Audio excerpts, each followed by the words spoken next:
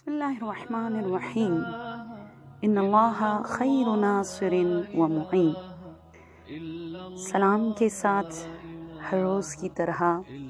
رمضان المبارک کے پرنور مہینے میں آج بھی قرآن کریم کے 15 پارٹ آف قرآن میں سورہ مبارکہ اسراء کی آیت نمبر 80 کا ہم سب مہمان بنتے ہیں۔ بہت خوبصورت آیت ہے اور کوشش کریں گے اس آیت میں سے کچھ رزق الہی کو لے کر اپنے وجود کو اور اپنی اس کمزور روح کو اس آیت کی غذا سے مقوی، منور اور مزین کرے۔ بسم اللہ الرحمن الرحیم۔ وَقُلْ رَبِّ أَدْخِلْنِي مُدْخَلَ صِدْقٍ وَأَخْرِجْنِي مُخْرَجَ صِدْقٍ وَاجْعَلْ لِي مِن لَّدُنْكَ سُلْطَانًا نَصِيرًا۔ آیت نمبر 80 میں یہ وہ بہت بیوٹیفل، بہت خوبصورت دعا ہے جو پروردگار عالم نے اپنے پیارے حبیب محمد مصطفیٰ صلی اللہ علیہ وآلہ وسلم کو سکھا دی۔ آپ کو پتہ ہے یہ کب سکھایا تھا؟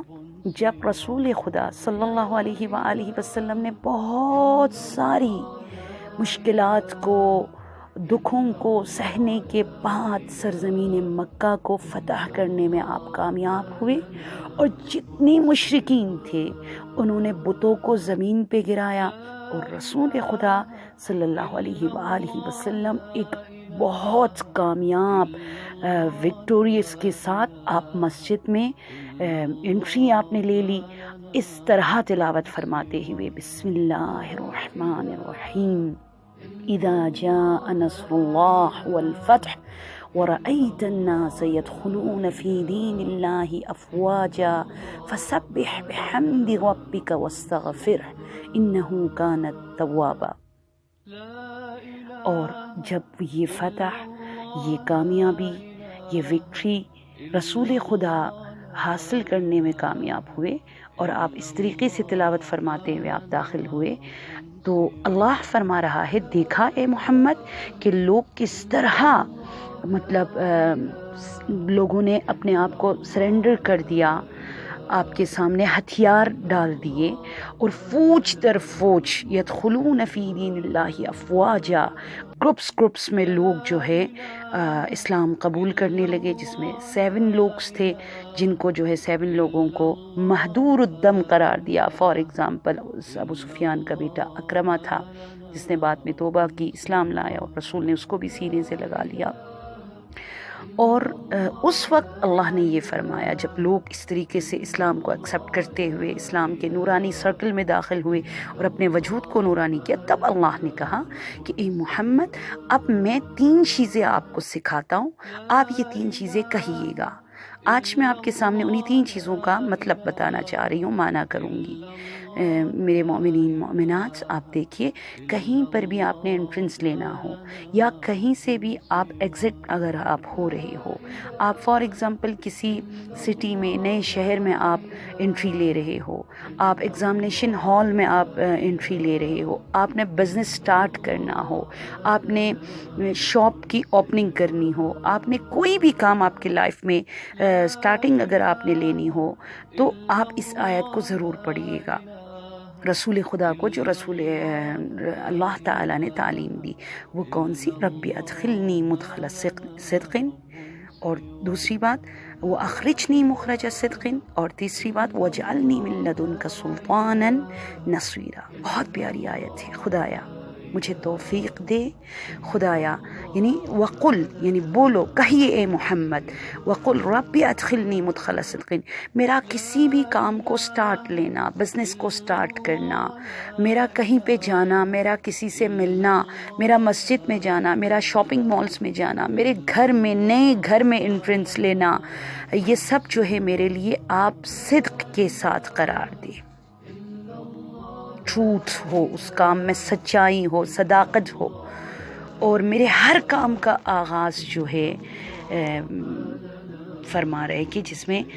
چیٹنگ نہ ہو، کیونکہ بہت ساروں کے کام کے آغاز میں دھوکا ہوتا ہے، سٹارٹنگ میں ہی دھوکا ہوتا ہے، ان کی نیت ہی دھوکا کرنا ہوتا ہے، دوسروں کو فراڈ کر کے نقصان پہنچانا ہوتا ہے، اور خدا کی لعنت ہے ان لوگوں پر۔ فار ایگزامپل آپ نے دیکھا ہے نا، بہت سارے پرپوز آتے ہیں، بہت سارے رشتے بچیوں کے لیے آتے ہیں، شروع ہی سے وہ جھوٹ بولتے ہیں اور جھوٹ کا سہارا لیتے ہیں، اور بعد میں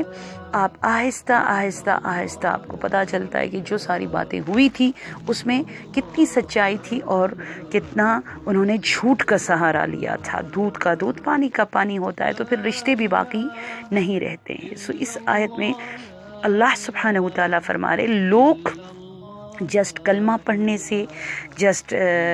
ظاہراً فارملٹیز کو اپنانے سے مسلمان نہیں ہوتے۔ 4 طرح کے لوگ ہیں۔ نمبر 1 وہ لوگ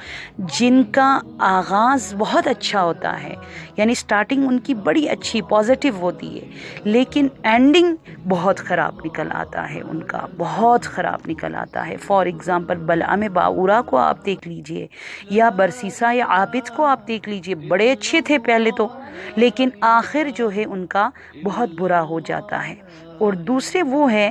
جو سٹارٹنگ بھی بہت بری اور اینڈنگ بھی ان کی بہت بری ہوتی ہے۔ ابو لہب کو دیکھ لی، جس کو خدا نے دنیا ہی میں سزا سنا دی، اللہ نہ کرے اس دائرے میں کوئی ہو۔ اور تھرڈ وہ لوگ ہیں جو آغاز ان کا سٹارٹنگ بہت برا ہوتا ہے لیکن اینڈنگ بہت اچھا ہوتا ہے، نا وَجْعَلْ عَوَاقِبَ أُمُورَنَا خَيْرًا، یہ دعا ضرور کیا کیجئے ہمیشہ کہ عاقبت بخیر ہو۔ جیسے حر کو آپ دیکھ لیے، آغاز سٹارٹنگ اچھی نہیں تھی لیکن اینڈنگ اتنی پیاری ہوئی کہ امام حسین علیہ السلام نے اپنے سینے پر اس کا سر رکھا، رومال فاطمہ سے اس کے سر کے زخموں کو باندھ لیا تاکہ قیامت کے دن وہ شرمندہ نہ ہو۔ اور فورتھ جو پرفیکٹ ہے، بہترین لوگوں میں سے ہیں، وہ اس آیت پر عمل کرنے والے ہیں، جن کی سٹارٹنگ بھی پرفیکٹ ہو اور جن کی اینڈنگ بھی بہترین ہو۔ تو یہ کچھ دن جو باقی ہے، اور اس کے بعد وَجَعَلْنِي مِن لَدُنْكَ سُلْطَانًا نَصِيرًا، یعنی اس آیت میں میسج مجھے اور آپ کو پیغام یہ دے رہا ہے کہ خدایا میری رسپانسبلٹی یہ ہے کہ میں کوئی کام شروع کروں، میں کہیں پر بھی جاؤں، سٹارٹنگ میں صداقت کے ساتھ، سچائی کے ساتھ، تیرے اوپر ہی ٹرسٹ کر کے، تجھ پر ہی توکل کر کے میں آغاز کروں، اور سچائی کے ساتھ میں نکل آؤں، چاہے وہ رشتہ ہو، چاہے وہ شادی ہو، چاہے وہ غم ہو، چاہے وہ بزنس ہو، ہر زندگی میں ہر موڑ پر۔ لیکن خدا میں اس میں کامیاب نہیں ہوں گی جب تک سلطان النصیرہ، میرا سہارا تو نہ بنے، میرا سہارا امام زمانہ نہ بنے، امام زمانہ کی دعائیں میری اور میرے اولاد کی شامل حال نہ رہے، کیونکہ خدا قرآن میں فرماتے لولا فضل اللہ علیکم ورحمتہ ما زکا منکم من احد ابدا۔ خدا خود قرآن میں فرما رہے کہ ایون تم کوشش کرو لیکن خدا کا فضل و کرم اگر تمہارے شامل حال نہ ہو، ما زکا منکم، یعنی تم تزکیہ نفس میں، اپنی اصلاح میں بھی کامیاب نہیں ہوں گے۔ تو ہمیں ان دنوں میں بہت زیادہ دعا مانگنی چاہیے۔ میں اکثر سوچا کرتی ہوں، آپ پتہ ہے کیا ہے، ہم ان لوگوں کی طرح ہے، یہ مثال میری ہمیشہ یاد رکھیے گا، جو رات کے اندھیرے میں چلتے ہیں اور چلتے چلتے اس کو چکسی لگتی ہے اور وہ فیل کرتا ہے جیسے اس کے پیروں کے نیچے کوئی چیز آئی ہے، اس میں سے اسٹیل ٹائپ کی کوئی آواز آتی ہے، تو اسے لگتا ہے کہ بہت بڑی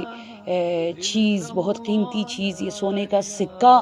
آج لانڈری میرے نام کھل گئے اور مجھے مل گیا ہے، اور وہ مٹی کے اندر اس کو ڈھونڈنے کی کوشش کرتے، رات کی تاریکی میں اس کو نظر نہیں آتا ہے، سو وہ ٹارچ اس کے پاس نہیں ہوتا ہے تو وہ جیب میں ہاتھ ڈالتا ہے، اس لیے کہ کاغذ نکال لے اور کاغذ کو جلا کر دیکھ لے کہ بھئی یہ سونے کا سکہ کیسا ہے،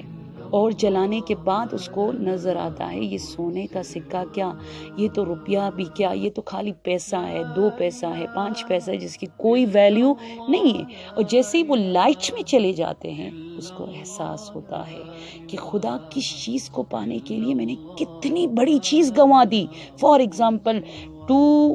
lakhs کی چیک اس نے جلا دی کاغذ سمجھ کے، اس سکے کو دیکھنے کے لیے۔ عزیزان من، یہ رمضان المبارک نہ جانے ہم چھوٹے چھوٹے حاجات کے لیے ہم اس کو گنوانا بیٹھے، یہ طاق راتیں گنوانا بیٹھے۔ ان میں جو